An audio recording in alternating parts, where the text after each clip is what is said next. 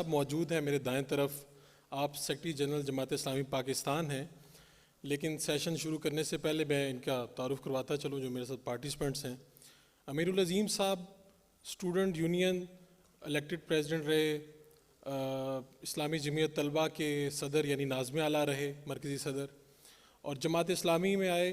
जमात इस्लामी में लाहौर के अमीर, पंजाब के अमीर, और फिर आज 47 ईयर्स की इनकी पॉलिटिकल जदोजहद है, जिसके बाद आज ये सेक्रेटरी जनरल जमात इस्लामी पाकिस्तान है। पाकिस्तान की जो जमहूरियत है उसमें जो वाक़यात होते रहे हैं, जो बहरान आते रहे हैं, जो मामला चलते रहे हैं, उसके यानी शाहिद भी हैं और कहीं ना कहीं उसी का हिस्सा भी हैं। तो इनके लिए तालियों की दरख्वास्त है। मेरे बाएं तरफ बैरिस्टर आमिर हसन साहब मौजूद हैं। आपकी भी जो जदोजहद है वो किसी से ढकी छुपी नहीं है। पाकिस्तानी मीडिया पे आते हैं पाकिस्तान पीपल्स पार्टी का, और ख़ास तौर पे जो जमहूरी रवैये हैं अगर आप वो देखें ना, तो उसकी अगर आपको कहें कि कोई शक्ल आपके सामने कोई अच्छे जमहूरी जो कारकुन हैं, लीडर हैं, वो कैसे होते हैं, तो बैरिस्टर आमिर हसन साहब की मिसाल दी जा सकती है। आप पाकिस्तान पीपल्स पार्टी के जो सेंट्रल एग्जीक्यूटिव कमेटी है उसके भी रुकन हैं, पाकिस्तान पीपल्स पार्टी के मरकज़ी रहनुमा हैं और हमारे बहुत अच्छे दोस्त हैं। इनके लिए क्लैपिंग काइंडली। तो मैं अपनी गुफ्तगू का आगाज़ करूँगा। एक तो ये कि पार्टिसिपेंट्स मैं चाहूँगा कि आप लोग, जिस तरह से मैं देख रहा था बड़े अच्छे सवाल आ रहे थे, तो जो लोग हमारे साथ आज मौजूद हैं, पाकिस्तान हमारा जो टॉपिक है वो ये है कि democracy and constitutional crisis in Pakistan. अगर आसान लफ्ज़ों में कहें कि जमहूरियत और पाकिस्तान के जो आइनी बहरान है या पाकिस्तान के अंदर जो आइनी बहरान है, तो मैं चाहूँगा कि अमीरुल अज़ीम साहब से हम गुफ्तगू का आगाज़ करें और ये अपने गुफ्तगू करें, और उसके बाद बैरिस्टर आमिर हसन साहब, और उसके बाद फिर हम आपसे सवालात की एक नशिस्त का आगाज़ करेंगे, फिर ओपन कर देंगे हाउस, और आपके मन में जो भी सवाल हो आप वो पूछ सकते हैं, लेकिन अदब और एहतराम के दायरे में रहकर। तो अमीरुल अज़ीम साहब काइंडली अपनी गुफ्तगू का आगाज़ कीजिएगा। बिस्मिल्लाहिर्रहमानिर्रहीम। सबसे पहले तो यूथ असम्बली का बहुत बहुत शुक्रिया, मुबारकबाद पेश करता हूँ। जब भी प्रोग्राम करते हैं तो बहुत ही शानदार रवायात के साथ ये प्रोग्राम हुआ करता है। आज का जो टॉपिक है, मेरे नज़दीक पाकिस्तान में कोई जमहूरियत और आइनी बहरान के बजाय बुनियादी तौर पे इखलाकियात का बहरान है, और ये बहरान हमागीर है। इसने हमारे पूरे मुआशरे को घेर रखा है और मुसलसल बढ़ रहा है। हमारी वैल्यूज़ एक एक्सचेंज रेट के साथ तब्दील हो रही हैं, और ये एक्सचेंज रेट बिल्कुल ऐसी है कि जैसे रुपया और डॉलर का एक्सचेंज रेट है, और रुपया काबू में नहीं आ रहा। इज़्ज़त, एहतराम, वक़ार, हर चीज़ दौलत के साथ मुंसलिक हो गई है।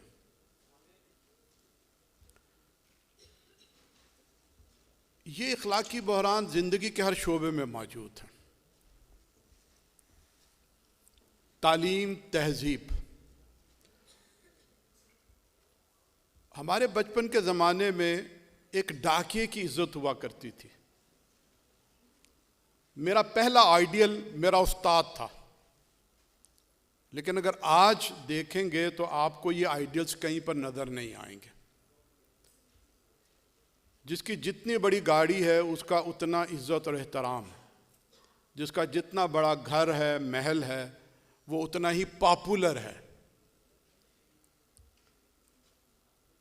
और यही बहरान जब सियासत में दाखिल हो गया तो इसने जमहूरियत और आइन के बहरान की शक्ल इख्तियार कर ली। अकॉर्डिंग टू द बुक, आइन के मुताबिक पाकिस्तान में जमहूरियत है।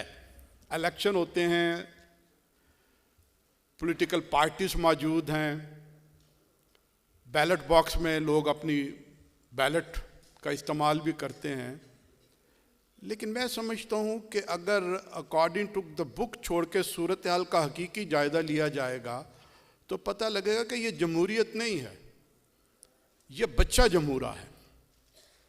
पॉलिटिकल पार्टीज नहीं है, किसी मंशूर, किसी मकसद, किसी नज़रिए पर। ये सब पॉलिटिकल पार्टीज की अक्सरियत एस्टैब्लिशमेंट के प्रोजेक्ट हैं। ये प्रोजेक्ट वक्ती हुआ करते हैं, लेकिन आहिस्ता आहिस्ता जब उन्हें किसी जगह पर असर व रसूख मिलता है तो ये प्रोजेक्ट अपने माहौल से एक ताकत कशीद करते हैं और वो एक पॉलिटिकल पार्टी की शक्ल इख्तियार कर लेते हैं। कराची के अंदर हमने बारहा देखा, MQM की एक मिसाल आपके सामने है, किसका प्रोजेक्ट था, कैसे शुरू हुआ, और फिर जब वो ताकत भी कशीद कर लेते हैं तो वो हाथों से भी निकल जाते हैं, कंट्रोल नहीं हो पाते। हमारी पॉलिटिकल पार्टीज में स्ट्रगल नहीं है, पैसा है, टवाने हैं, लगारी है, मजारी है, चौधरी है, टम्मन है, नवाब है। अभी आखिरी इलेक्शन के अंदर एक डिस्ट्रिक्ट के अंदर ये नज़र आ रहा था कि कल ये ABC ये PTI के कैंडिडेट होंगे, लेकिन अगले दिन पता लगा कि वो PTI के कैंडिडेट पीपल्स पार्टी के अंदर चले गए और पीपल्स पार्टी के कैंडिडेट अगले ही दिन PTI के कैंडिडेट्स के अंदर कन्वर्ट हो गए। पूरी की पूरी असेंबलियां जो हैं वो तब्दील हो जाती हैं। तो मैं इसे कहता हूं कि ये सही जमहूरियत की शक्ल नहीं है, ये इस्टेब्लिशमेंट के प्रोजेक्ट हैं जिन्होंने पॉलिटिकल पार्टीज की शक्ल इख्तियार कर ली है। ये एक इखलाकी क्राइसिस है जिसने कॉन्स्टिट्यूशनल क्राइसिस की शक्ल इख्तियार कर ली है। ये एक एक्सचेंज रेट है जिसने हमारी सारी वैल्यूज़ को धर्म भरम कर दिया है। हल क्या है?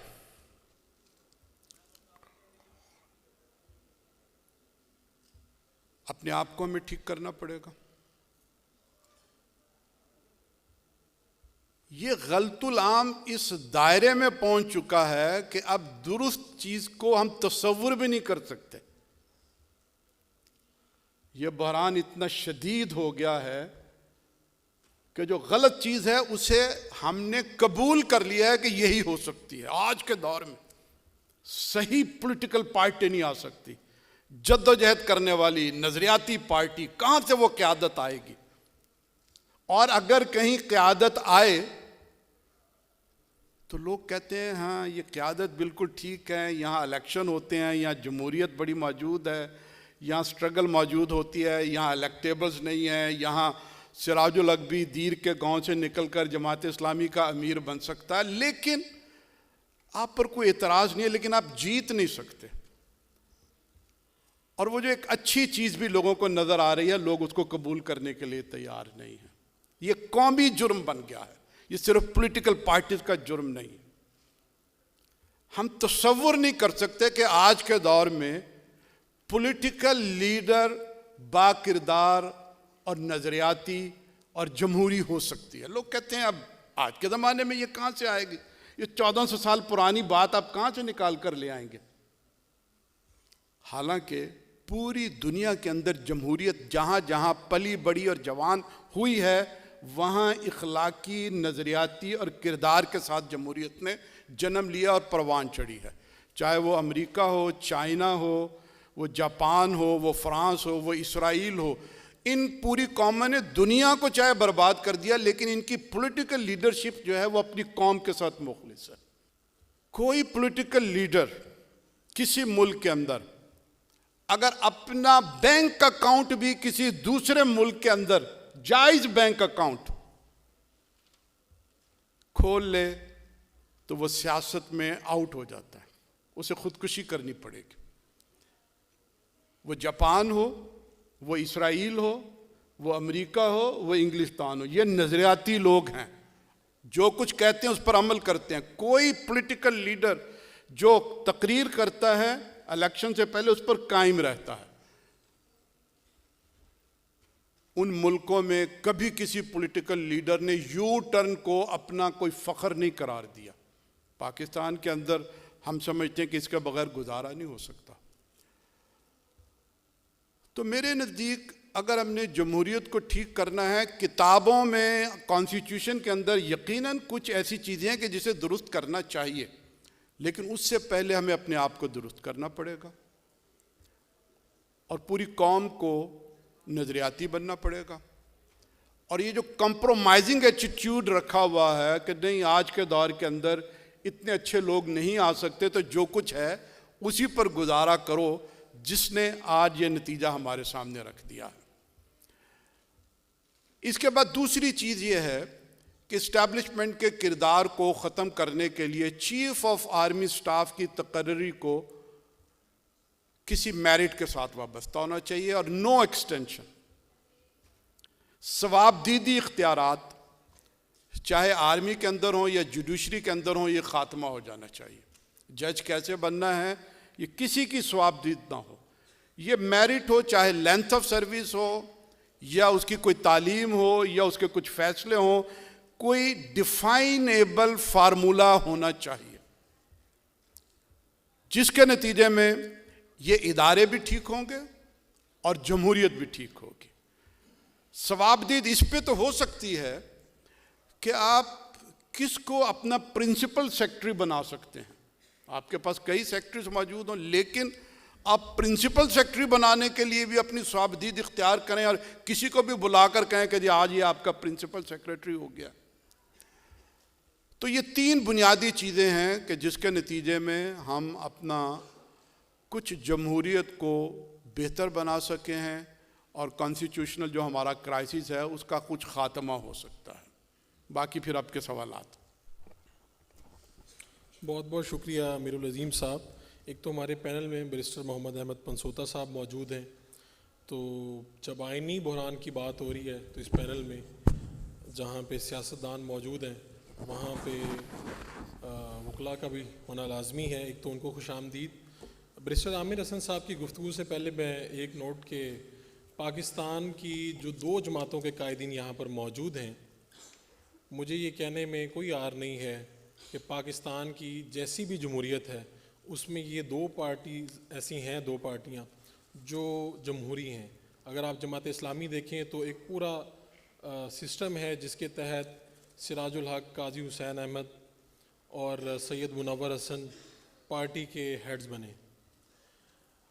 पीपल्स पार्टी में अभी मैं जो देख रहा था कि वकार मेहदी साहब हैं, गालिबन एक मिडिल क्लास घराने से ताल्लुक़ रखते हैं।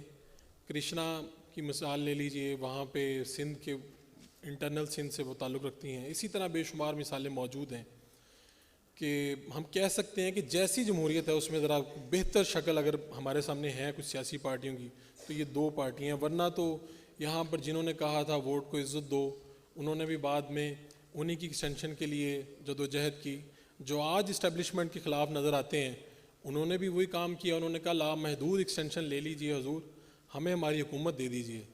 तो दोनों तरफ यही क्राइसिस है, यानी पाकिस्तान की जो हुकूमत है जिस पार्टी के हाथ में और जिस पार्टी को अपोजिशन कह सकते हैं, दोनों का आलम ये है कि जमहूरियत पर दोनों यकीन रखती हैं बयानात की हद तक, लेकिन जब हुकूमत की बारी आती है तो दोनों उसी जो इस्टेब्लिशमेंट है उसके सामने सजदा पेश करती हैं। बैरिस्टर आमिर हसन साहब अपनी गुफ्तगू का आगाज़ कीजिए। मैं चाहूँगा कि गुफ्तगू हमारी मुख्तसर रहे, इनकी तरफ से सवालात आएँ, तो आप काइंडली गुफ्तगू का आगाज़ कीजिएगा।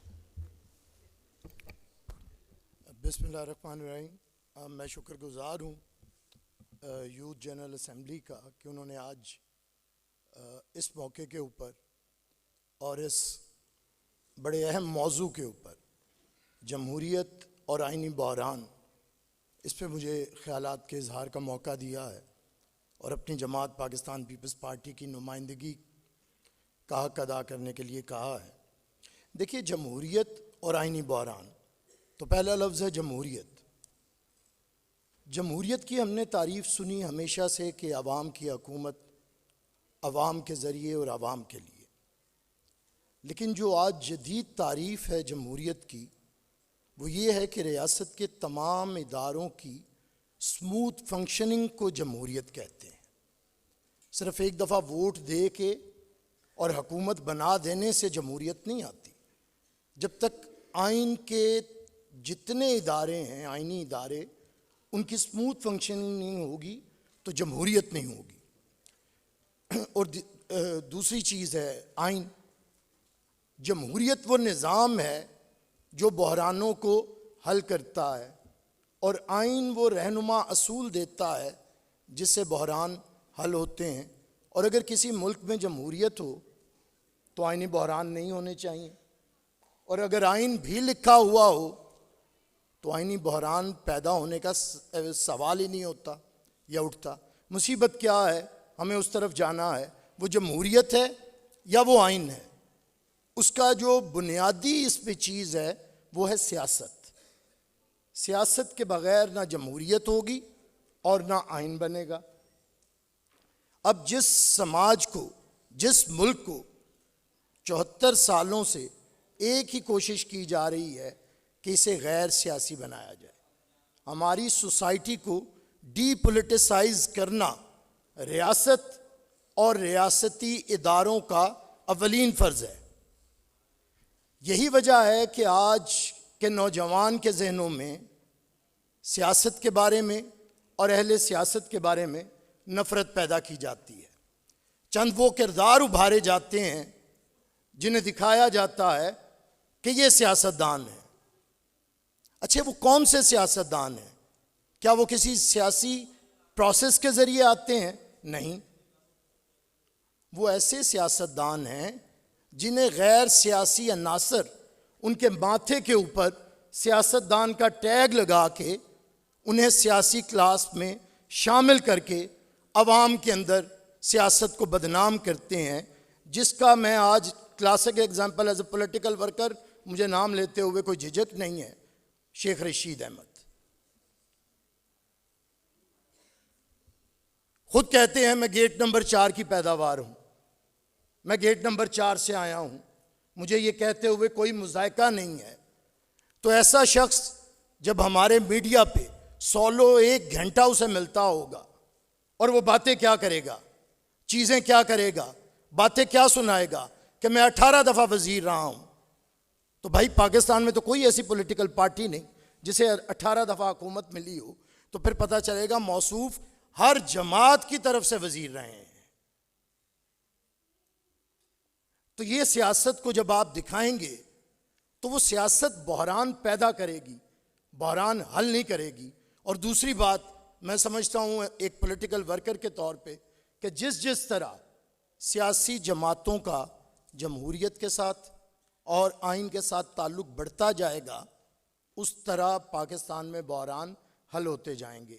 इसकी मैं मिसाल ये दूंगा कि ये मुल्क 25 साल तक बेआइन रहा, कोई आइन नहीं बना। हम आइन बनाने के लिए जनरल अयूब की तरफ देखते थे। जिन्ना साहब ने 11 अगस्त 1947 की तकरीर में दस्तूर साज असम्बली में बता दिया था कि हमारे रहनुमा असूल एक कॉन्स्टिट्यूशन के बनाने के क्या होंगे। उन्हें हमने इग्नोर किया, कुछ भी नहीं हुआ। और उसके बाद 56 का आइन आया, 58 में टूटा, फिर जनरल अयूब का आइन आया, खुद तोड़ा, और कोई कॉन्स्टिट्यूशन नहीं था इस मुल्क के अंदर जो 10 साल भी चल सकता। फिर मेरी जमात ने, पाकिस्तान पीपल्स पार्टी ने पहले अबूरी आइन दिया और फिर मुत्तफ़िका आइन दिया 73 का कॉन्स्टिट्यूशन, कि आज पाकिस्तान में 45 साल गुजरने के बावजूद जिस कॉन्स्टिट्यूशन ने इस मुल्क को इकट्ठा रखा है और इसकी इंटरनल सिक्योरिटी की ज़मानत है, वो पाकिस्तान का 1973 का कॉन्स्टिट्यूशन है।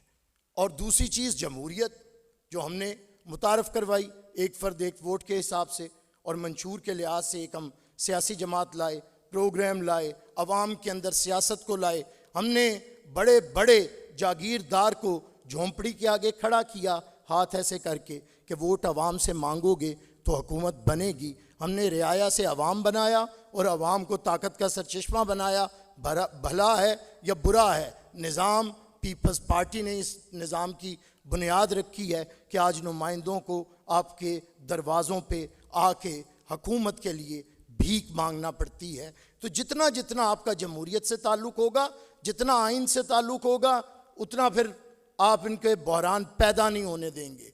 हम तो शुरू से, हमारा तो एक वो कहते हैं ना कि ये निस्फ सदी का किस्सा है, 2-4 बरस की बात नहीं। हमने इसी जमहूरियत के लिए, इस कॉन्स्टिट्यूशन के लिए और इसके मसावी हकूक़ के लिए हमारे लीडर्स से लेके हमारे वर्कर्स तक ने जानों की कुर्बानी दी है। पाकिस्तान के अंदर सियासत के वो किरदार दिखाए जाते हैं जो कि मेरे ख्याल से कलंक का टीका हैं। वो किरदार क्यों नहीं दिखाए जाते? ये पाकिस्तान किसी जनरल की जदोजहद से नहीं बना, किसी जज के कलम के फैसले से नहीं बना। ये ताजे बरतानिया के मुलाजिम थे, जर्नैल भी और जज भी सियासतदान उठे थे।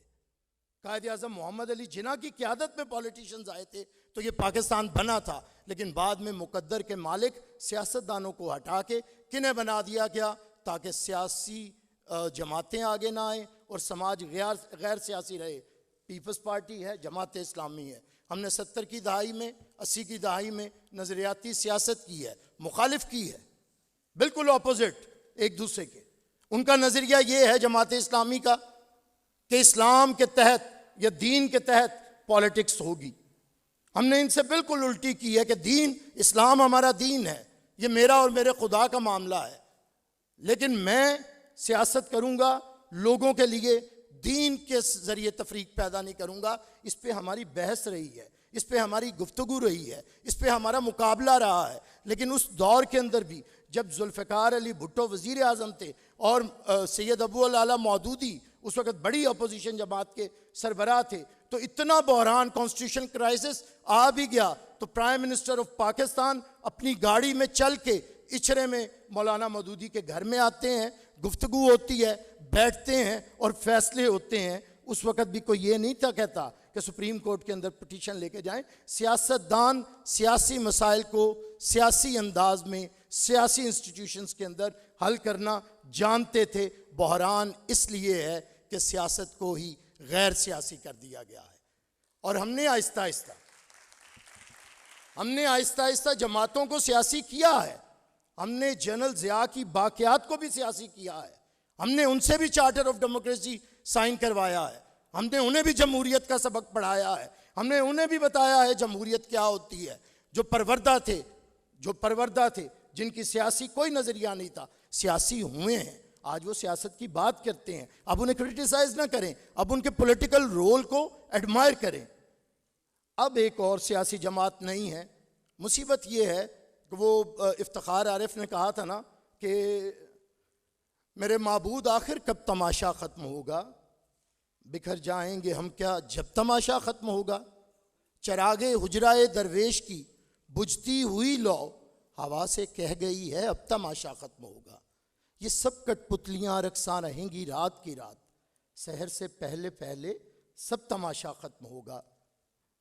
नए किरदार, कहानी में नए किरदार शामिल हो गए हैं, कहानी में नए किरदार शामिल हो गए हैं, नहीं मालूम आखिर किस ढब तमाशा ख़त्म होगा। तो ये जो पॉलिटिकल पार्टीज़ बनती हैं, स्ट्रांग होती हैं, फिर इस्टेब्लिशमेंट एक नई पॉलिटिकल पार्टी बनाती है, एक नया बच्चा जमूरा आता है और वो बच्चा जमूरा आके सियासी माहौल को ज़्यादा गैर सियासी बनाता है। पहले कहता है कि आर्मी चीफ तो कौम का बाप होता है, लेकिन जब उससे डसा जाता है तो फिर कहता है मीर जाफ़र होता है, मीर सादिक होता है, फिर कहीं रुकता ही नहीं। एक तरफ बाप है और एक तरफ गद्दार है, दरमियान में कोई रास्ता ही नहीं है। ये मैं कहता हूँ कि जब जितना आपका जमहूरियत और आइन से ताल्लुक़ होगा तो फिर समझ आएगी कि अगर आपको सुप्रीम कोर्ट कत्ल की सज़ा दे भी दे तो सुप्रीम कोर्ट को गालियाँ नहीं बकी जाती, सुप्रीम कोर्ट की तरफ पत्थर नहीं फेंका जाता। ये हमने तारीख़ से और सुकरात से सीखा है। जब सुकरात को उन्होंने कहा कि आप जहर का प्याला ना पिएं, आपको गलत सज़ा दी जा रही है, तो सुकरात ने कहा था आज मैं अगर गलत सज़ा को नहीं मानूंगा तो कल को लोग सही सज़ा को नहीं मानेंगे और समाज कैसे आगे बढ़ेगा। इस मुल्क का सुकरात जुल्फ़िकार अली भुट्टो शहीद था। उसने सुप्रीम कोर्ट के अंदर खड़े होकर भी किसी जर्नैल को मीर सादिक, मीर जाफ़र नहीं कहा। हाँ, ये कहा था कि मुझे पता है फैसला लिखा जा चुका है और तुम मुझे फांसी दोगे, दे दो, लेकिन मैं इतना बता दूं कि मेरा लहू इनकलाब की सुर्खी बन के नौजवानों के चेहरे से उभरेगा। तो ये एक रोमान होता है, एक इश्क होता है जो मुंतकिल किया जाता है नस्लों को, ना कि नफ़रत होती है, इश्तियाल होता है, इंतशार होता है, फितना होता है, फसाद फिल अर्ज होता है जो नस्ल को मुंतकिल किया जाता है। लेकिन उसके लिए फिर अपनी जान पे खेलना पड़ता है। सवाल इतना है कि जितना जितना होते जाएंगे आपको समझ आती जाएगी कि इदारे बुरा भी काम कर रहे हों तो इदारों को मानना पड़ता है, जान देनी पड़ती है, आगे बढ़ना पड़ता है और फिर अपनी गलतियों से सबक सीखना पड़ता है। तो आगे आपके सवालात जो होंगे उसका जवाब देंगे। जब इस मुल्क में मुकम्मल जमहूरियत होगी और आइन की हुक्मरानी होगी, ये 6 सफ़ों की एक किताब नहीं समझी जाएगी कि जिसे जब चाहे फाड़ के फेंक दिया जाए, तो ना जमहूरियत बहरान पैदा होने देती है और ना आइन बहरान पैदा होने देता है। बहुत बहुत शुक्रिया बैरिस्टर आमिर हसन साहब। चूँकि इस पैनल में आज पाकिस्तान मुस्लिम लीग नून की तरफ से कोई मौजूद नहीं है और इस वक्त हुकूमत इस मुल्क में उनकी है, वज़ीर-ए-आज़म उनके हैं, तो PDM के हिस्से के तौर पे जो सवाल आपने मुस्लिम लीग नून से करने थे वो आप बैरिस्टर आमिर साहब से भी कर सकते हैं। और दूसरी तरफ पाकिस्तान तहरीक-ए-इंसाफ की भी मेरे ख्याल MN ने इन्वाइटेड थी, इंतज़ामिया ने मुझे बताया कि वो भी नहीं आ सकी। तो मैं बैरिस्टर साहब के पास जाने से पहले ज़रा बता दूं कि अभी हाल ही में हमारे एक सियासतदान 6 साल बाद रिटायर हुए हैं।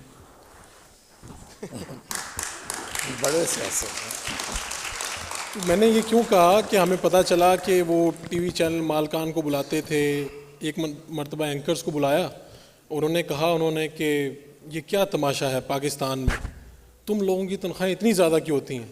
बल्कि एक एंकर को तो ये कहा कि तुम्हारी तनख्वाह मेरी तनख्वाह से भी ज़्यादा है, यानी उन्हें ये गुस्सा भी था। तो फिर एक दफ़ा कहा कि अगर 30-40 लोगों को इस मुल्क में लटका दिया जाए तो ये मुल्क ठीक हो जाएगा। और फिर आखिर में कहा चैनल मालकान के सामने ही, वो 30-40 लोग TV चैनल के मालकान होंगे। तो ये किस्सा तो अब आपके सामने खुल के आ गया। पाकिस्तान में पहली मरतबा मैं ये समझता हूँ कि ये जमहूरियत के लिए भी अच्छी बात है कि वो पार्टियाँ, वो लीडर भी एक्सपोज हो रहे हैं जो लोग छुप के मिला करते थे, जो लोग अपनी मरात लिया करते थे। अभी हाल ही में एक पंजाब हुकूमत की तर्जुमान है, मैंने उनका क्लिप देखा कि उन्होंने जाने वाले को यानी जनरल बाजवा साहब को बहुत लान तान किया, उस पर उन्हें नोटिस भी मिला गालिबन। तो मुझे एक मुलाकात याद आ गई। ये इसलिए कि आप लोग जो सारे हैं, आप लोगों को पढ़ाया सिखाया जाता है कि बेटा चोर जो होते हैं ना वो सियासतदान होते हैं। तो मैं आपको बता रहा हूँ कि चोर इनमें भी होते हैं, लेकिन चोर दूसरी तरफ ज़्यादा हैं जिनके ऊपर आप उंगली नहीं उठा सकते, जिनके बारे में आपको पता ही नहीं है, इन्फॉर्मेशन ही नहीं है। तो खैर मुझे वो मौसूफ़ा याद आ गई। तो एक शाम मैं उनसे और उनके हस्बैंड जो सियासतदान हैं उन दोनों से मिला। तो उस दिन उनके वो बहुत चहक रहे थे वो लोग। उन्होंने बताया कि उनकी आज जनरल बाजवा साहब से मुलाकात हुई थी। जनरल बाजवा उनके इलाके के हैं, उनका भी उसी इलाके से ताल्लुक़ है, वो उनको उनके नाम से पहचानने हैं। बाजवा साहब ने उनको शाबाश दी है। तो मैं हैरान हो रहा था कि एक 22वें ग्रेड का ऑफिसर जो इन्हीं की हुकूमत का ताबे है, ये उसके नाम याद रखने पे, पहचानने पे कितने खुश हैं। और फिर मैंने वो दिन भी देखा कि जब जनरल ने अपनी वर्दी उतारी तो वही लोग जो उस वक्त बड़े खुश थे कि जनरल बाजवा को उनका नाम याद है, वही लोग कह रहे थे कि वो लानते समेट कर गया है। तो पाकिस्तान की जमहूरियत की बदकिस्मती भी ये है कि यहाँ पर वर्दी वाले को सैल्यूट मारा जाता है, तब उसको हुक्मरान समझा जाता है, और जब वो रिटायर हो जाता है तो अब सारे सरफरोश बाहर आ गए हैं। अगर आप इन लोगों की मुलाकातों के रिकॉर्ड बाहर निकलवाएं तो आप लोगों के कानों से धुएं निकलेंगे। आपको पता चलेगा कि जब एक जाता था तो दूसरा भी वहीं बैठा होता था, तीसरा भी वहीं वेट कर रहा होता था कि मैंने जनरल साहब से मिलना है, इन लोगों से मिलना है। तो कम से कम आज ही हम लोग ये आयत कर लें कि ये रास्ते बंद कर दें। बैरिस्टर अहमद पंसोता साहब इस पर ज़रा रोशनी डालिएगा। हेलो जी, बिस्मिल्लाहिर्रहमानिर्रहीम। आपने बड़े सख्त मामले पे मुझे बोलने के लिए बताया है, और आज तो मैं ड्राइवर के बगैर आया हूँ। अगर उठाया गया तो आप प्लीज़ मेरा ख्याल कर लीजिएगा।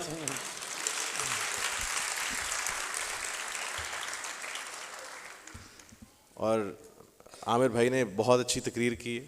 मतलब फ्रैंकली स्पीकिंग बड़ी देर बाद पाकिस्तान पीपल्स पार्टी की वो तकरीर याद आई जो जुल्फ़िकार अली भुट्टो के साइड पे होती थी। अब तो ईंट से ईंट ही बचती। देखें, प्रॉब्लम ये है कि हमारी जो सारी की सारी शिकायत है वो इस्टेब्लिशमेंट से है कि जी इस्टेब्लिशमेंट का रोल बहुत है हमारी सियासत में, इस्टेब्लिशमेंट हमारी सियासत में बड़ी इंटरफेयर करती है। इसलिए करती है क्योंकि वो कर सकती है, और कर इसलिए सकती है क्योंकि इट इज़ पावरफुल, और पावरफुल इसलिए है because politicians are not powerful. और पॉलिटिशियंस क्यों पावरफुल नहीं है? क्योंकि ये कभी भी किसी कॉमन वन पॉइंट एजेंडे पे इकट्ठे नहीं हो सकते। अब आज this is the time, let's say आज से कुछ देर पहले खान साहब को भी चाहिए था कि इकट्ठे होते, और अगर आपने इस्टेब्लिशमेंट के खिलाफ बात करनी है तो ज़रूर की जाती। लेकिन आज जब खान साहब उस बारे में बात कर रहे हैं तो पीडीएम की तरफ से हम इस मुल्क में तकरीरें सुनते हैं कि जी मैं ईंट से ईंट बजा दूंगा, उसके ठीक एक हफ्ते बाद ईंट से ईंट मिलाकर आप उनके साथ खड़े होते हैं। हम मियां मोहम्मद नवाज शरीफ साहब की तकरीर सुनते हैं कि फ़लाँ फ़लाँ जनरल तुम्हारी ये, ठीक एक महीने बाद हम देखते हैं कि आप उनकी तारीफ़ों के पुल बांध रहे हैं। इमरान खान साहब, हम सुनते हैं कि जी इमरान खान साहब उनके साथ बड़ी मोहब्बत से आए, और आज जो तकरीर हो रही हैं उसकी मुझे ज़रूरत नहीं बताने की। प्रॉब्लम ये है कि आपका सिलेक्टिव जस्टिस है, आपकी सिलेक्टिव एप्लीकेशन ऑफ डेमोक्रेसी है। जिस टाइम पर वो आपको सूट करती है आप उनके साथ शामिल हो जाते हैं, जिस टाइम आपको सूट नहीं करती आप कहते हैं चलो जी सबसे पहले इनको गालियां देना शुरू करो। और क्यों ना मिले, मैं अभी भाई की बात सुन रहा था, दुरुस्त कह रहे हैं, उनसे इसलिए मिला जाता है क्योंकि आज भी हमारे साबिक वज़ीर आज़म की तकरीर ये है कि पाकिस्तान में इलेक्शन अगर अनाउंस करवा सकते हैं तो वो sitting chief of army staff है। उनको यकीन ही नहीं है कि prime minister of the country अगर चाहे भी तो समरी पे साइन कर दे, और वो दुरुस्त यकीन है उनका।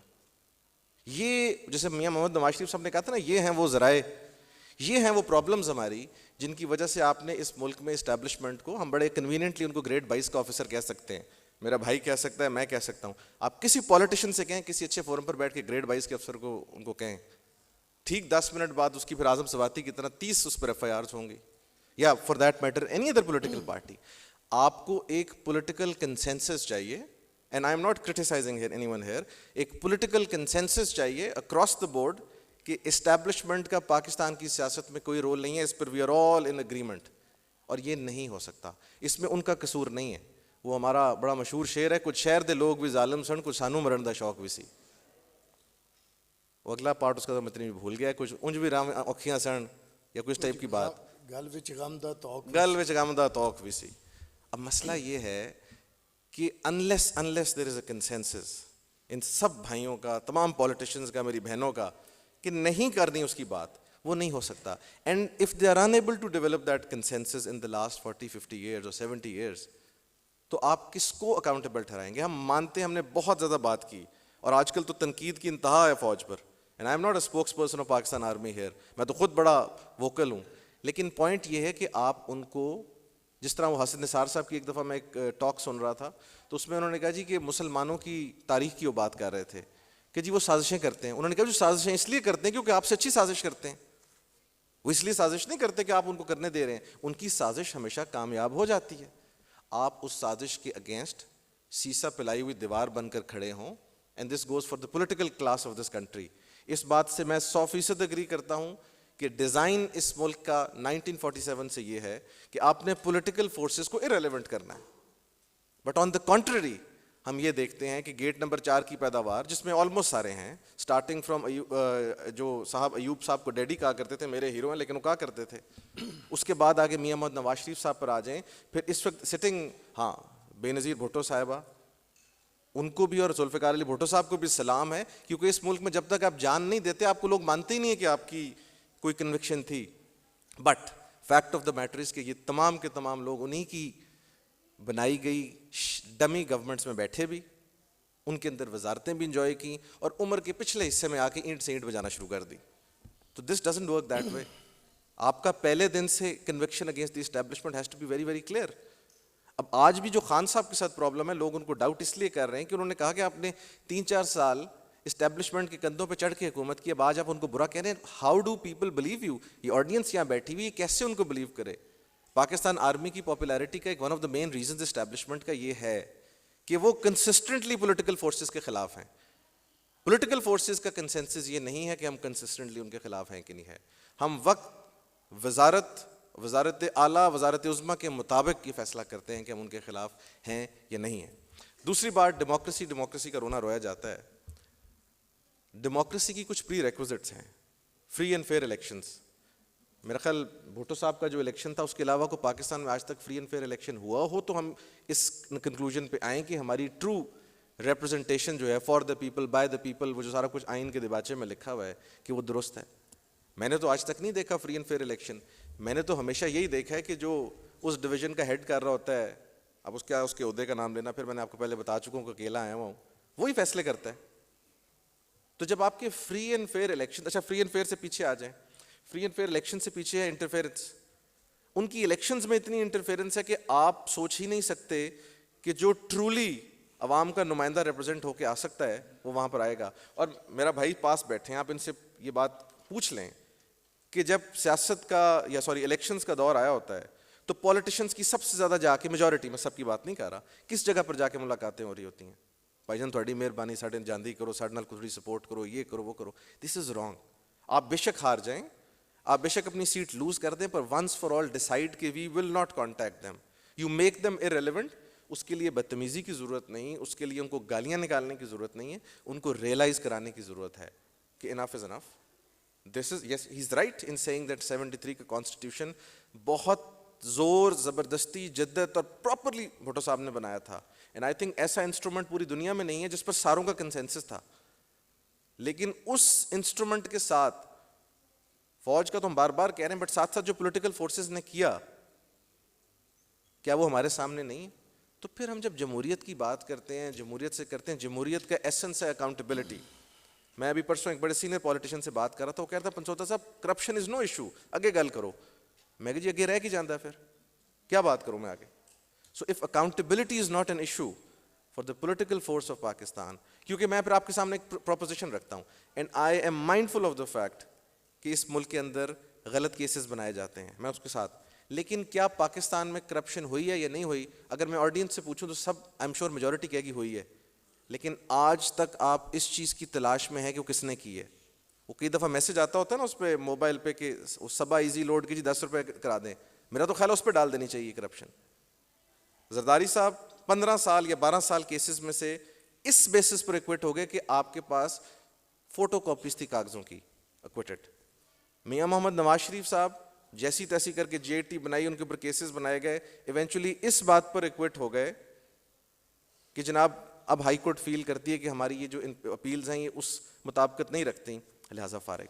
सो पाकिस्तान की दो पॉलिटिकल फैमिलीज जिनके टाइम में मेजॉरिटी ऑफ इक्तदार रहा है, उन दोनों को आपने फारिग कर दिया। अब आ जाते हैं पाकिस्तान तहरीक इंसाफ पे। आजकल केसेस बन रहे हैं, दबा के बन रहे हैं, सही भी बन रहे हैं, गलत भी बन रहे हैं।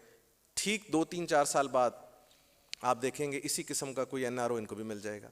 सवाल ये है कि जो पाकिस्तान की लूटी हुई दौलत है फिर वो कहाँ है? पाकिस्तान की जो पॉलिटिकल फोर्सेस ने अकाउंटेबल होना है for the axes that they have committed. मैं अभी रिसेंटली एक सरकार के बोर्ड पे था, उसमें मिनिस्टर साहब ने कहा कि आज हमने फैसला किया है कि शहीद भुट्टो साहब की पता नहीं उसको क्या करते हुए कि हम पेंशन देंगे। मैं कहा जी कानून नहीं है पेंशन का, फिर भी देंगे। इन चीज़ों को कौन चेक करेगा? क्या है आपके पास एक भी ऐसा डिसीजन पाकिस्तान की हिस्ट्री में जहां हमारी जुडिशरी ने, उसके ऊपर भी मैं आता हूँ, ये कहा हो कि जनाब इन इन इन लोगों को सजाएं दी जाए? जुडिशरी का काम क्या है कि टमाटर कितने सस्ते हो गए, कितने महंगे हो गए, डैम बनाना है हमने, हम सड़कों पे चलते हुए देखेंगे जी बिलबोर्ड्स क्यों लगे हुए हैं।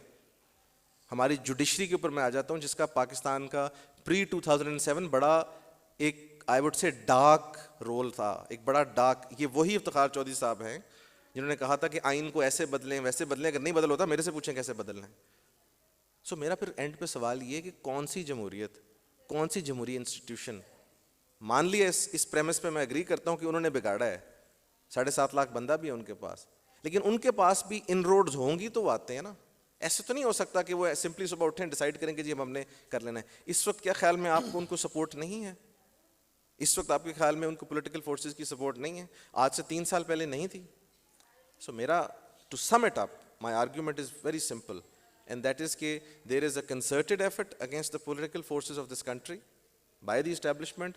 उसको अगर आपने रिबट करना है, इससे आपने लड़ाई करनी है, तो उसका एक ही तरीका है कि आप लोगों को इकट्ठे होके एक एजेंडे पे पहले इस बात करनी होगी कि इनका कोई रोल नहीं है। इस पर अगर आप इकट्ठा कर सकते हैं, और पॉलिटिशियंस दुनिया का हर काम कर सकते हैं, जिस तरह आजकल जरदारी साहब पंजाब में कुछ करने के लिए आए हुए हैं, तो उससे ज़्यादा बेहतर है कि इस पर कॉन्सेंट्रेट करें कि पंजाब वालों को अपने साथ शामिल करें इस कॉमन पॉइंट एजेंडे पे। आई एम श्योर वो कर सकते हैं। कल किसी ने बड़ी खूबसूरत बात लिखी हुई थी कि आपकी ये तारीफ होना कि पाकिस्तान के किसी भी पॉलिटिकल क्राइसिस में आप बहुत अच्छा प्लेयर होते हैं और आप लोगों की वफादारियां खरीद लेते हैं, कोई इतना अच्छा तारुफ नहीं है। And I am talking about Zardari साहब, जनरली बात कर रहा हूँ। सो आप इस वक्त इकट्ठे हों, तरले मिनते करें एक दूसरे के, कॉमन फोर्स बने। पीडीएम बन गई है, उसको बिल्कुल आई अप्रिशिएट पीडीएम, बट उसका एजेंडा जो है ना वो थोड़ा सा लूट मार के अलावा अगर बंदा ये भी उसमें ऐड कर लें कि जनाब हमने एक कॉमन वॉल बनना है अगेंस्ट द एस्टेब्लिशमेंट। ट्रस्ट में ये 5-7 साल की बात है, 3-4 general elections, free and fair elections, ऐसे भागेगी इस मुस्लिम एस्टेब्लिशमेंट। आपकी साथ इंडिया है, इंडिया में उनके चीफ ऑफ आर्मी स्टाफ ने कहा जी मेरा नेक्स्ट टू कॉर्नर प्लॉट कर दें, उन्होंने उसको नेक्स्ट टू कॉर्नर कर दिया, रिटायर हो गया। ये चीज़ें अचीवेबल हैं, साथ वाले मुल्क में हो रही हैं, पूरी दुनिया के ममालिक में हो रही हैं, but you need a common force against them. Thank you very much जी।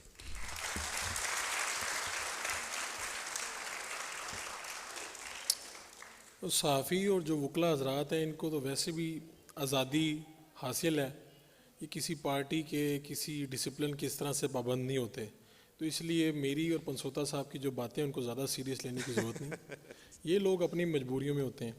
तो खैर मैं चाहूँगा कि सवालात आपकी तरफ से आएँ, और सवाल करने से पहले आप अपना हाथ बुलंद करेंगे, मैं आपको मौका दूंगा, अपना नाम और आप स्टूडेंट हैं या क्या कर रहे हैं ज़रा बताइएगा, और फिर आपका मैं एक बात कर दूं, मेरा बड़ा ईमान है कि जो सवाल है ये भी खुदा की एक नेमत है। अच्छा सवाल जो है वो आपकी शख्सियत के बारे में, क्योंकि यहाँ पे जो लोग बैठे हैं उनके पास ज़्यादा वक्त नहीं होगा आपके साथ गपशप का, लेकिन आपका एक सवाल ही बता देगा कि आपका इंटेलेक्ट क्या है, और इसे अगर अदब और एहतराम के साथ पूछा जाए तो ये ज़्यादा मज़ा देता है। तो मैं हाउस ओपन करता हूँ, वकला, सहाफ़त, सियासत, जिससे भी आप जो पूछना चाहें पूछ सकते हैं। हमारे पास कोई माइक है जी? वहाँ पे माइक है ऑडियंस में? है, बिल्कुल है। तो ये जो आपके करीब है फिर इन्हीं को मौका दे दें। अस्सलाम वालेकुम सर, पहले तो ये कहना चाहूँगा कि मैं बलूचिस्तान से बिलोंग करता हूँ। वहाँ के मसाइल पे मैं कोई बात नहीं करना चाहूँगा कि क्योंकि वहाँ की सियासत तो आप लोग ने करनी नहीं है। पीपल पार्टी बैठी है सिंध में, नून लीग बैठा है पंजाब में, और बाकी बैठी है पंजाब में। अब बात आती है इस्टेब्लिशमेंट पे सर। एक हम कहते हैं इंस्टीट्यूशन हम नहीं कह सकते, एक डिपार्टमेंट है, छोटा सा डिपार्टमेंट है। जुडिशरी आपकी उसके खिलाफ बोल रही है कि वो सही नहीं कर रही, आपकी मीडिया उसके खिलाफ बोल रही है, आपकी जो बाकी जितने भी इदारे हैं वो उसके खिलाफ बोल रहे हैं, आपके पॉलिटिशियन उसके खिलाफ बोल रहे हैं। लेकिन हमें तरस ये आता है, एक एज अ यूथ हम ये कह सकते हैं जब हमारी पॉलिटिशियन, हमारी मीडिया, हमारी जो जुडिशल सिस्टम है उनमें इतनी पावर नहीं है उनको कुछ कहने में। ये जो हम बैठे हुए हैं एक गरीब तबके से, गरीब प्रोविंस से, तो हम उनका क्या कर सकते हैं? हम अगर ये सोच अपने बच्चों में, अपने जवानों में ला भी जाए, ले भी ले आए, तो हम क्या कर सकते हैं? क्या तब्दीलियां हम ला सकते हैं जो हमारे बड़े नहीं कर सकते वो बच्चे कर सकते हैं? आपका सवाल किससे है? मेरा जो भी मतलब अच्छा जवाब देना चाहे मैं उसी से ही पूछना चाहूँगा। मैं ये तो अब इसका मतलब ये है कि जितने लोग यहाँ पर मौजूद है सबको मौका दिया जाए जिसका जवाब अच्छा हो। अमीरुल अजीम साहब, मैं चाहूँगा आप इसका जवाब दें। देखिए, वो सवालात से ज़्यादा खुद एक तबसरा है पाकिस्तान की पॉलिटिक्स के अंदर। देखिए, मेरा तो ख्याल ये है कि असल जिम्मेदारी पॉलिटिकल पार्टीज़ की है। वो अगर ठीक होंगी तो हमारी जमहूरियत ठीक होगी, हमारी इस्टेब्लिशमेंट ठीक होगी, हमारी जुडिशरी ठीक होगी। पॉलिटिकल पार्टीज़ की बुनियाद टेढ़ी है। टेढ़ी ईंट के ऊपर जब दीवारें खड़ी की जाती हैं तो वो कभी सीधे नहीं हो सकती। बराए नाम हम जमहूरियत का रोना रोते हैं, लेकिन मुझे ये बताइए कि क्या सियासी जमातें अगर वरासतों पर चल रही हों, बड़ा भाई और छोटा भाई और बाप और बेटा और बेटी, या वसीयतों पर चल रही हों, तो वरासतों और वसीयतों पर तो बादशाहतें चलती हैं, पॉलिटिकल पार्टीज़ नहीं चलती। तो लिहाजा ये एहतसाब जो है वो पॉलिटिकल पार्टीज़ को करना पड़ेगा। जिस दिन ये टेढ़ी ईंट ठीक हो गई, कोई जर्नैल जो है वो आंखें दिखाने के काबिल नहीं होगा। उसकी वजह ये है कि पॉलिटिकल पार्टीज़ का मकसद ये होता है कि वोटर, वर्कर, लीडर एक जंजीर बनती है, और अगर आप 22-23 करोड़ हैं और ये जंजीरें मजबूत और मुस्तहकम हों, ये इलेक्टेबल्स के ऊपर मुश्तमिल ना हो, वोटर, वर्कर और लीडर्स के दरमियान, तो इंशाअल्लाह ताला कोई इसके रास्ते की दीवार नहीं बन सकता। तो मैं ये समझता हूँ कि हमें खुद एहतसाब करना चाहिए और कौम भी एहतसाब करे। ये जो कौम के अंदर है ना कि जी लेसर लेवल की तरफ जाते हैं, ये तसव्वुर ही नहीं करते कि आज के दौर के अंदर अच्छी चीज़ भी आ सकती है। आपने अगर ड्राइवर रखना हो तो आप कभी लेसर लेवल की तरफ नहीं जाएंगे, लेकिन पॉलिटिकल लीडर रखना हो तो मैं देखता हूँ कि लेसर लेवल की तरफ जाते हैं और कहते हैं जी इसके अलावा तो बाज़ार के अंदर कोई दूसरी चीज़ मिल ही नहीं पा रही। तो दोनों को अपना अपना एहतसाब करना चाहिए। से मुझे ऑन अ लाइटर नोट याद आ गया, हमारे दोस्त ही हैं वैसे साबिक वज़ीर आला उस्मान बुज़दार, तो किसी ने कहा कि क्या शौकत खानम की CEO बनाएंगे इमरान खान इन्हें, तो जवाब आया नहीं। तो उन्होंने कहा कि पंजाब पाकिस्तान के सबसे बड़े सूबे का वज़ीर आला बना दिया, लेकिन अपने हॉस्पिटल का मैनेजर नहीं बनाएंगे कभी इन्हें। तो यहीं से ये बात आती है। नेक्स्ट क्वेश्चन जनाब। तो उस तरफ शायद माइक नहीं जाता, उस तरफ ले जाएं ज़रा, मैं उस तरफ भी आऊँगा। अच्छा, ये भी ख्याल रहे कि इसके बाद आपको लंच मिलेगा, तो जमहूरियत के ऊपर सेशन है, ज़ाहिर बात है कि मेजोरिटी यही चाह रही होगी लंच की तरफ बढ़ें। जी अस्सलाम वालेकुम सर। माइक को ना आप ज़रा करीब रखें, इसमें कोई। जी सर, मेरा नाम असफंद है और मैं पंजाब यूनिवर्सिटी में 4th ईयर लॉ का स्टूडेंट हूँ। और जो मेरा सवाल है वो बैरिस्टर आमिर हसन साहब से, मैंने उनकी यहाँ पर गुफ्तगू सुनी, डेमोक्रेसी के हवाले से उन लोगों ने बहुत अच्छी और संजीदा गुफ्तगू की। अगर हम उसे प्रैक्टिकल ग्राउंड पर अगर देखें कि आपने ये बात की, जो सियासी जो लोग हैं हम उनकी जदोजहद को ही मानते हैं, पर जब यही सियासी पार्टियां डील के दरवाजे से अंदर आती हैं, अपोजिशन में होती है कोई सियासी पार्टी तो उसका बयानिया एक होता है, अपोजिशन में होते हैं बिलावल भुट्टो साहब तो वो कहते हैं मैं मिसिंग पर्सनस की बात करूंगा, पर इधर जब आसमा जहांगीर कॉन्फ्रेंस में वो जब एज ए फॉरेन मिनिस्टर आते हैं तो उनसे अली वजीर का सवाल किया जाता है तो वो कहता है जो कर सकते हैं आप उनसे ये सवाल करें। तो मेरा ताल्लुक जो है वो सिंध से, पीपल्स पार्टी को हमसे अच्छे तरीके से और कौन जान सकता है, हम जब से आज़ाद हुए हैं हमारे ऊपर पीपल्स पार्टी की हुकूमत है। तो मेरा सवाल आपसे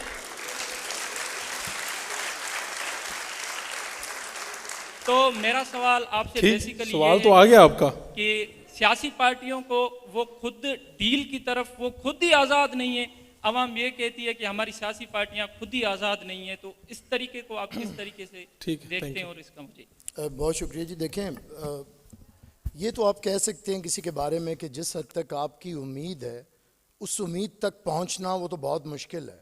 वो तो एक आम आदमी से पूछें तो वो जो खुदा से उम्मीदें लगाए बैठा है, ज़रा इबादत के पास बाद उसकी दुआ देखा करें तो कितने फ़ीसद कबूल हो जाती है।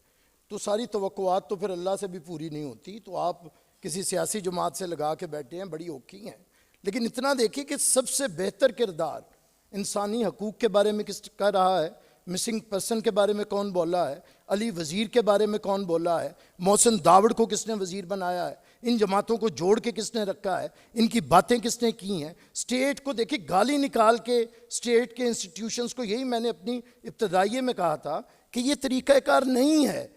हमारा इख्तलाफ रहा देखिए जनरल बाजवा ने इमरान को बनाया, चंद महीने 6 महीने उसे ख़राब हो गया, तो ज़्यादा टाइम तो उसे बनाया है। हमें तो जनरल ज़िया ने कत्ल किया है, लेकिन उसके बावजूद हमने गद्दारी के सर्टिफिकेट तो नहीं बांटे। हमने ISI के खात्मे के लिए भारत वाली ज़ुबान तो इस्तेमाल नहीं की। ज़ुबान के इस्तेमाल की बात है, लेकिन आप हमसे तवक्को रखते हैं कि हम आंखों में आंखें डाल के ना बात करें, आंखों में उंगलियां डाल के बात करें इस्टेब्लिशमेंट की। और ये तवक्को आपने सिर्फ पीपल्स पार्टी से हमेशा से रखी हुई है। हमने इस इंस्टीट्यूशन को साथ साथ चलाना है, ये आपकी फ़ौज है, इसकी नफ़रतें कम करनी हैं, नफ़रतों को पालना नहीं है। आप सारी दलेरी, मुझे पता है आसमा जहांगीर कॉन्फ्रेंस के अंदर जो सवालात हुए थे, वज़ीर ख़ारजा हो के आपकी कोई ज़िम्मेदारी होती है। एज ए पॉलिटिशियन आपकी स्टेटमेंट को आपके मुल्क के लिए लिया जाता है, एज ए फॉरेन मिनिस्टर आपकी स्टेटमेंट को आपकी स्टेट पॉलिसी लिया जाता है। इसलिए आप हर शख्स से उस मुकाम के ऊपर वो तवक्को नहीं रख सकते। और दूसरी बात है कि पाकिस्तान के अंदर फिर बहस उधर आ जाती है जिससे मैंने रखा था, और मैं अहमद भाई से तो तवक्को रखता था कि इस पे मेरा साथ देंगे थोड़ा, कि ये इशू जो बना दिया, देखिए करप्शन, क्या पाकिस्तान में पॉलिटिशियन करप्ट है? आपका जनरल करप्ट नहीं है? आपका जर्नल और जज करप्ट नहीं है? आपके जर्नलिस्ट करप्ट नहीं है, आपका ये मीटर चेक करने वाला करप्ट नहीं है, आपका हवालदार पुलिस वाला, इसका मतलब है आपका समाज करप्ट है।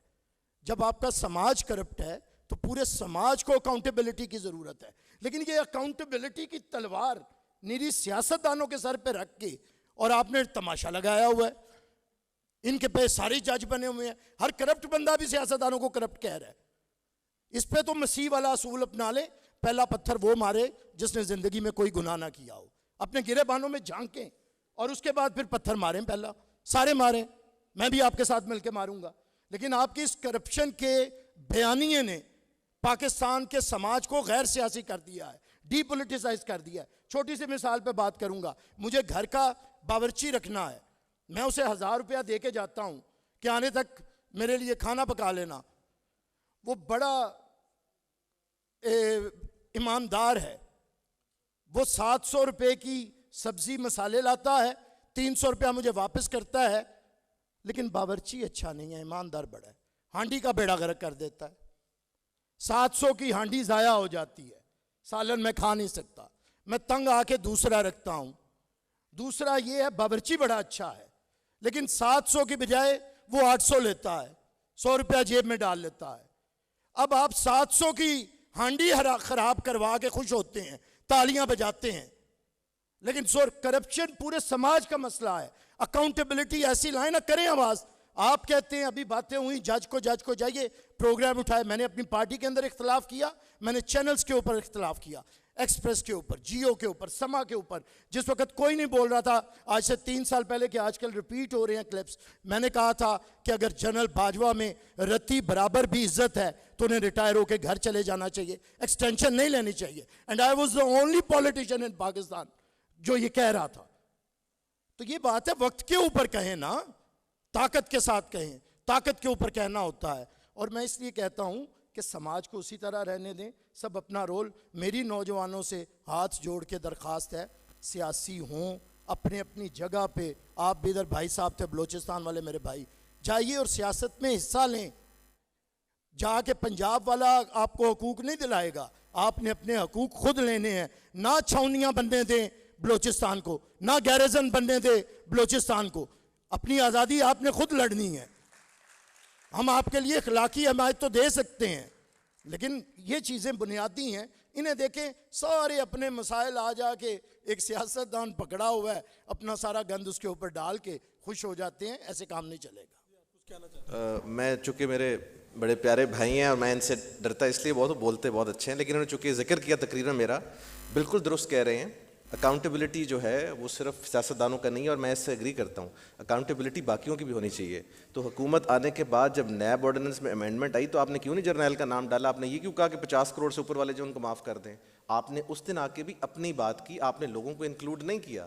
दूसरा डिसीजन आपने ये लिया कि मियाँ शहबाज शरीफ साहब और जनाब हमजा शहबाज के खिलाफ प्रोसिक्यूशन ख़त्म कर दें। तीसरी बात आपने कहा कि हम सब जो हैं सवाल करने से पहले ये चेक करें कि हम करप्ट हैं कि नहीं है। हम 62 और 63 पे पूरा उतरने के काबिल नहीं और ना हमारा काम है, ये सियासतदान का काम है। ये सवाल भी रूलर और हाकिम से होगा, हज़रत उमर फारूक से हो सकता है। एक सेकंड, अगर मुझे आपको भी रोकना है, उसकी वजह यह है कि आप दोनों की एक कमेंट से यहाँ पर जो शुरका हैं उनके सवाल रह जाएंगे। अच्छा, ठीक और आप दोनों बड़े अच्छे डिबेटर हैं, मुझे ये भी पता है, इसलिए मैं आपको रोक रहा हूँ, इसलिए मैं आपको रोक रहा हूँ। मुझे वो आपके मोहतरमा जिनके पास माइक है, वो पीछे वाले जो साहब हैं उनको दे दें। जी, सबसे पहले तो मैं शुक्रिया अदा करता हूँ कि मुझे आपने मौका दिया सवाल करने का। यहाँ पे क्योंकि PMLN का कोई भी रिप्रेजेंटेटिव मौजूद नहीं है, तो सारा बोझ जो है पीपल पार्टी के कंधों पे आएगा। यहाँ पे एक दफ़ा फिर माजरत के साथ, लेकिन जहाँ पे आपने अभी बात की है कि आप अपनी पार्टी के अंदर वाहिद लीडर हैं जो आवाज़ बुलंद करते हैं और आप वक्त पे बात करते हैं, वहाँ पे क्या बिलावल भुट्टो जरदारी को जिस तरह से ला के यहाँ पे मुसल्लत कर दिया गया पीपल पार्टी के अंदर, और हमजा शहबाज को मुसल्लत कर दिया गया है नून लीग के अंदर, तो क्या आपको आवाज़ बुलंद नहीं करनी चाहिए? जहाँ हो गया, मैं सवाल मुकम्मल कर लूँ। हर यूनिवर्सिटी में हर जगह पे करना पड़ता है, आपने भी कर दिया, मेरे बड़े भाई अमीरुल अजीम साहब ने अपने अंदाज में कर दिया वसीयत का जिक्र करके। देखिए, अगर हमारा सर नहीं ना काटेंगे, मैं आपको, अगर हमारा सर नहीं ना काटेंगे, मैं कसम खा के कहता हूं कि आइंदा भुट्टो ख़ानदान का बंदा चेयरमैन नहीं बनेगा।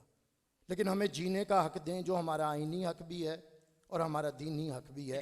एक मिनट मुझे बात करने, आपकी मेरी बहस नहीं है, आपने बहुत कर दिया ना सवाल, यही सवाल था आपका। आपने एक मिनट आपने जो पूरा कहना कर चाहते लें। हैं कह दें एक मिनट, जो कहना चाहते हैं कह लें फिर मैं। क्योंकि इस मुल्क इस हॉल में तो कम से कम जमहूरियत है, आप कहें। बहुत शुक्रिया, एक मिनट आप पर सवाल। अच्छा, मैं कहना ये चाह रहा हूँ, यहाँ पे आप दर्स दे रहे हैं नौजवान को कि आप जो है सीसा प्लाई दीवार बन जाए उन कुव्वतों के खिलाफ, ठीक है, जिनके खिलाफ अब तक की पॉलिटिशियन पार्टीज नहीं बन सकी, जो कि 70 साल बल्कि 70 साल इक़्तिदार की हम अगर बात करें तो मेजोरिटी पीपल पार्टी और नून लीग की है। जब वो नहीं सीसा प्लाई दीवार बन सके तो बलोचिस्तान में बैठा एक आम स्टूडेंट जो है वो किस तरह सीसा प्लाई दीवार बन जाए, उसका भी अगर रास्ता बता दे। दूसरा और आखिरी सवाल मेरा सारे पैनलिस्ट से, दूसरा और आखिरी सवाल ये है। ये पहला सवाल हो गया जी, पहला कंप्लीट हो गया, उनको उसका जवाब देने का मौका देना। जमहूरियत में उनका भी हक है। दूसरी बात ये कि जमहूरियत का जितना आपने जमहूरियत का जितना फायदा आपने उठाया इतना तो जनरल बाजवा ने नहीं उठाया। नहीं, अब सवाल दूसरा भी कर दें, जल्दी कर दें। ये इसका जवाब आप दे दीजिएगा। दूसरा सवाल भी मैं पैनलिस्ट के सामने रख देता हूँ वक्त की किल्लत की वजह से। दूसरा सवाल मेरा ये है कि नौजवान की एम्पावरमेंट के बारे में बात की जाती है, जबकि नौजवानों की एम्पावरमेंट का रास्ता तो पॉलिटिशियंस ने खुद बंद कर रखा है। स्टूडेंट पॉलिटिक्स जो है, स्टूडेंट पॉलिटिक्स के ऊपर कॉलेजेस और यूनिवर्सिटीज के अंदर स्टूडेंट यूनियंस को बैन कर रखा है। जब सियासी नर्सरी जो है वो ग्रो नहीं करेगी तो किस तरह आप कह सकते हैं कि आपका जो है स्टूडेंट जो है वो कल को लीडर बनेगा? फिर तो शेख रशीद जैसे ही आएंगे ना GHQ से 4 नंबर दरवाजे से, जब आप रास्ता ही नहीं देंगे। बहुत शुक्रिया। बहुत शुक्रिया जी। आप इसके तो मैं आपके सवालों को, पहले सवाल का जवाब दे दें, दूसरा मैं इनसे ले लूं। जी, पहले सवाल का जवाब तो आपका मैंने कहा कि हमारा सर ना काटें, हमें जीने का हक दे दें, और अगर जीने का हक दे देंगे तो हमारी जमात से ज़्यादा जमहूरी जमात कोई नहीं है। हम लोग उसी को लेके आएंगे जिसका हक बनता है। हम पार्लिमान में उन्हीं लोगों को लेके आते हैं, हम सेनेट में उन्हीं लोगों को लेके आते हैं। आज हमारे ओहदों के ऊपर ज़्यादातर वो लोग बैठे होते हैं जिनकी एक जद्दोजहद है। ये नहीं कि रात को उधर थे और दिन को इधर आए और बन गए, ये 1-2% मिसालें होंगी। तो हमें जीने का हक दें, हम ऐसा नहीं। लेकिन एक बात याद रखें, वरासतें अच्छी भी होती हैं और वरासतें बुरी भी होती हैं। बुरी वरासत को हमेशा उसका मुकाबला करें। अच्छी वरासत का तो खुदा खुद नबी का बेटा नबी, नबी का बेटा नबी, नबी का बेटा नबी बनाता है। वसीयत बुरी हो तो ना माने, लेकिन अगर हिकमत की वसीयत हो और हकीम लुकमान की वसीयत हो तो फिर सूरह लुकमान में अल्लाह कहता है कि ऐसी वसीयतें माननी चाहिए। हमारी वसीयतों में हिकमतें मुंतकिल हुई हैं, और हिकमत ये थी, बेनज़ीर भुट्टो ने वजारत उज़्मा मुंतकिल नहीं की बिलावल भुट्टो को, उसने मुंतकिल किया है कि मैंने औरत होके ये सारे मर्द, जब मैं क्या लफ्ज़ इस्तेमाल करूं, गूंग हो गए थे, तो एक औरत दहशत गर्दों के खिलाफ खड़ी हुई थी और उसने जान दी थी उस वक़्त के दहशत गर्दों के खिलाफ। तो बेनज़ीर भुट्टो वसीयत में दलेरी की हिकमत बिलावल भुट्टो को शिफ्ट करके गई है, और बिलावल भुट्टो ने उसी तालिबान के खिलाफ सर झुकाया नहीं, सर उठाया है। अगर बेनज़ीर की वसीयत से बिलावल भुट्टो वज़ीर आज़म बन जाता तो आमिर हसन भी उसका मुखालिफ होता। उसे वसीयत मुंतकिल हुई है जद्दोजहद की, और उसमें आमिर हसन उसका साथी है, उसके हमरकाब है। जिंदाबाद। स्टूडेंट यूनियन वाला सवाल आया था, अब अमीरुल अजीम साहब आप उसका जवाब दे दें मुख्तसर, फिर मैं कोई लड़की पूछना चाह रही है सवाल। जाहिर है जी कि अच्छा, तलबा यूनियन, मेरा ख्याल है कि एक तो सियासत के अंदर नए खून का दरवाज़ा बंद हो गया, वो अपनी जगह। मैं तो उससे भी कोई और बुरी हालत जो देख रहा हूँ कि यूनियंस की पाबंदी के बाद तालीम के दरवाजे आम आदमी पर बंद हो रहे हैं। MBBS 85 लाख में हो गया, MBA इस वक्त पंजाब यूनिवर्सिटी के अंदर भी 6-7 लाख रुपए तक पहुंच गया है। मैंने पंजाब यूनिवर्सिटी से MBA किया, कोट लखपत जेल से MA पॉलिटिकल साइंस किया।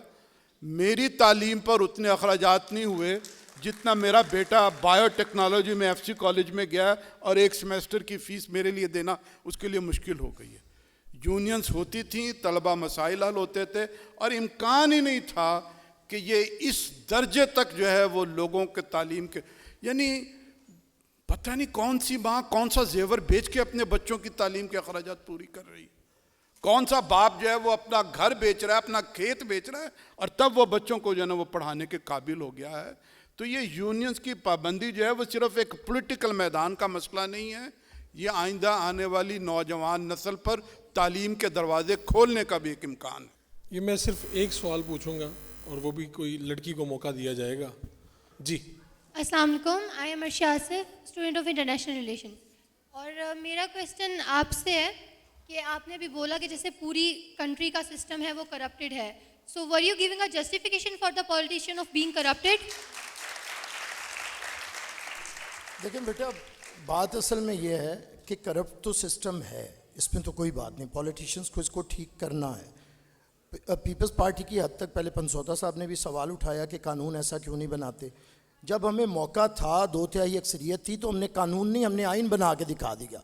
उसके बाद तो हमें 123 सीटें देते हैं, उसे भी साथ रखना है, उसे भी रखना है।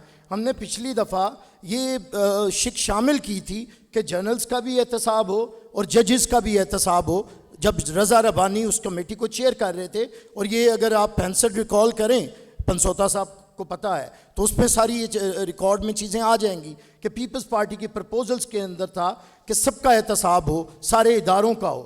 लेकिन जब हमारे पास इक़्तिदार ही नहीं है, अभी हमने 40 सीटें हैं, 50 सीटें हैं, यही हम कर सकते थे। वज़ीर ख़ारजा बनाया है, तन्हाई से निकाल के दोबारा से हमने दुनिया के साथ आपको रोशनास करवा के ताल्लुकात बनाना शुरू कर दिए हैं, ये तो कर सकते हैं। अगर आप ये सारे काम चाहते हैं कि जैसे पीपल्स पार्टी ने आइन दिया है, जमहूरियत दी है, पाकिस्तान के अंदर बर्दाश्त की पॉलिटिक्स दी है, पाकिस्तान के अंदर ये कहते हुए मज़हब की सियासत नहीं की, लेकिन मज़हब को फ़ख्र दिया है कि आलम इस्लाम की पहली मुंतखब वज़ीर आज़म बेनज़ीर भुट्टो को बनाया है। तो अगर ऐसा एजाज़ आप चाहते हैं हमें देना, तो हमें फिर वोट दें, फिर उसके बाद हमें सवाल करें और फिर गिरबान पकड़े।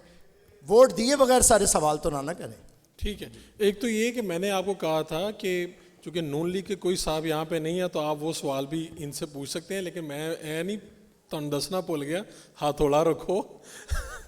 अच्छा, और एक जर्नलिस्ट वाली जो बात आई, तो मेरी गुजारिश ये है, फिर मैंने एक सवाल है उनका, ऑर्गेनाइज़र जो है वो भी सवाल पूछना चाह रहे हैं। वो बात जर्नलिस्ट के एहतसाब वाली आई, तो वो एहतसाब आप लोगों से बेहतर कोई नहीं कर सकता। यानी आज अगर मैं, जो मेरी शोहरत टीवी या डिजिटल मीडिया के थ्रू बने और मैं किसी जगह पे जाके सेनेटर बन जाऊँ, तो आपने मेरा एहतसाब करना है। आप लोग जब तालियां पीटते हैं, हम लोग सियासत की बातें करते हैं, और सियासत की बात करते करते हम सियासत में आ जाते हैं, और आप कहते हैं यार वाह वाह वाह, ये तो साफ़ी बहुत ही अच्छा है, ये देखें ना, आज ये इमरान खान की बात करता है, आज ये नवाज शरीफ की बात करता है। तो जर्नलों के साथ जर्नलिस्ट का एहतसाब भी आप लोगों ने करना है। आप लोग तालियां पीटना बंद कर दें, हम सियासत में आना बंद कर देंगे। ठीक है, आप लोगों के हाथ में है ये। आप रिजेक्ट कर दें उन लोगों को जो लोग सियासत में आते हैं और उसके बाद दोबारा जाके जर्नलिस्ट बन जाते हैं और तजियाकार बन जाते हैं और प्रोग्राम कर रहे होते हैं। आप उनसे जानबदारी और गैर जानबदारी का सवाल ही नहीं कर सकते। तो ये आप लोगों के हाथ में है। कल को अगर मैं भी किसी सियासी पार्टी का हिस्सा बनूं, तो आप मेरी कारकर्दगी देखिएगा, और उसके बाद दोबारा जब स्क्रीन पे वापस जाने लगूं, तो आप कहिएगा हमने इसको नहीं देखना, क्योंकि अब ये सियासतदान है, और सियासतदान के रूप में एक्सेप्ट करेंगे, जर्नलिस्ट के रूप में एक्सेप्ट नहीं करेंगे। तो मैं आखिरी सवाल ये करूँगा, उसके बाद फिर हम इसे वाइंड अप करेंगे। जी, आखिरी सवाल। हेलो, ये थैंक यू सर। आपको जमहूरियत की बेस पे मिला मौका, वैसे नहीं मिलना था। सर मैं अपनी बात तो नहीं करूंगा, जो बातें भी उनका क्रक्स, ताकि मेरे पे ना ये बात, मैं इस तरह बात करूंगा। सर अभी बात ये हुई कि पीटीआई करप्ट है, नून लीग करप्ट है, पीपल्स पार्टी करप्ट, जितनी हमारी इस्लामिक पार्टी है, रिलीजन्स को यूज़ कर रहे हैं वो भी करप्ट है। चलो ये बात तो तय होगी। हमारे कर्नल जनरल करप्ट है, ये बात भी तय होगी। बात यहाँ पे ये हो रही है कि उनका एहतसाब होना चाहिए। सवाल ये है कि अभी तक, जब से इंडिपेंडेंस हमारी मिली है, अभी तक ये जो हमारे पॉलिटिशियन लीडर हैं वो एक पेज पे इकट्ठे नहीं हुए, तो आगे कैसे होंगे। दूसरी बात, जो आप अकाउंटेबिलिटी की बात कर रहे हो, अकाउंटेबिलिटी आप किससे कह रहे हो? हम स्टूडेंट तो अकाउंटेबिलिटी नहीं कर सकते। इशारा किस तरफ है, कौन अकाउंटेबिलिटी करेगा और कब करेगा, ये बताएं। और दूसरा सर, आजकल सोसाइटी में जो पोलराइजेशन हो गई इतनी ज़्यादा, पॉलिटिकल भी, सोशल भी और हमारे मीडिया में भी, इसको जो है ना किस तरह ओवरकम कर सकते हैं। और जो बंदा अपने हक मांगता है उसको कहा जाता है कि वो दहशतगर्द है, जबकि वही बंदा फिर बाद में खुद तस्लीम करता है, जो दूसरों पे दहशतगर्दी फतवे लगाता है, बाद में खुद वो तस्लीम करता है कि yes we had role in the politics, हम पॉलिटिक्स में गैर आनी तौर पे मुदाखलत करते हैं। तो वो तो दहशतगर्द ना हुआ, उनके साथ तो नाइंसाफ़ी फिर हुई। ऐसे तो आपके जज्बात देख के आपको सवाल का नहीं तकरीर का मौका देना चाहिए था। तो आप ये सवाल पूछा किससे आपने? कोई भी बता दे, सिर्फ ये कि आज तक इत्तेफाक नहीं हुआ, आगे कैसे होगा? यानी आप कह रहे हैं कि एहतसाब कौन करेगा, आप लोग क्या कर सकते हैं, यही पूछ रहे हैं ना? जी बिल्कुल ठीक है, अमीरुल अजीम साहब आप। उन्होंने कहा कि सियासतदान एक पेज पे नहीं है। मैं तो कहता हूँ एक पेज के ऊपर हैं। मतलब चीफ ऑफ आर्मी स्टाफ के एक्सटेंशन पे सियासतदान एक पेज पे आ गए थे, सवाए जमात इस्लामी के। सब ने उनको एक्सटेंशन के लिए वोट दे दिया, जमात इस्लामी नहीं आई। इसी तरह से एहतसाब के मामले के अंदर कि जी 50 करोड़ करप्शन है या नहीं है, सारी पॉलिटिकल पार्टी जो है वो एक पेज के ऊपर आ गई, सवाए जमात इस्लामी है कि जो उसको रजिस्ट कर रही है। तो बहरहाल मेरा तो ये ख्याल है कि एक पेज पे इन्हें नहीं होना चाहिए, तो शायद कुछ हालात जो है ना वो बेहतर बन सकें। बाकी अब ये प्राइवेटाइजेशन जो है ना, जो आपने मेरा ख्याल किया है, ये एक पूरा मतलब माफिया है और बड़ी खूबसूरत टर्मिनोलॉजी के साथ हमें धोखा दिया जाता है और हमें वर्गलाया जाता है, एक शराब के पीछे लगाया जाता है। वो मतलब इदारे ठीक नहीं हो पाते, हम करते नहीं हैं। फिर पहला मरहला आता है कि गोल्डन शेक हैंड, कितना खूबसूरत लफ्ज़ है कि शायद कोई सोने का हार पहनाया जा रहा है, लेकिन मसला ये होता है कि आप लोगों को निकालते हैं। फिर कुछ अरसे के बाद होता है राइट साइजिंग, कितनी खूबसूरत इस्तिलाह है। फिर उसके बाद प्राइवेटाइजेशन। तो भाई ये पूरा एक ऐसा मामला है कि मुझे लगता नहीं है कि ये अनकरीब जो है वो हल हो सकेगा। मासी स्ट्रगल करनी पड़ेगी। मासीज अगर ये समझें कि हम वोट दे के घर बैठ जाएं और उसके बाद हमने जो है वो एहतसाब नहीं करना या अपनी राय के लिए सड़कों पे नहीं आना, तो ये मामला इसी तरह से चलेगा। आपको अगर सिर्फ सियासी जमातों पर उम्मीद है तो वो तो मेरा ख्याल है कि आपको अब ख़त्म कर देनी चाहिए। अपने अंदर यकीन पैदा करें, अपने आप को पॉलिटिकलाइज करें और खुद आगे बढ़कर जो है वो मासिक को आगे लेकर चले।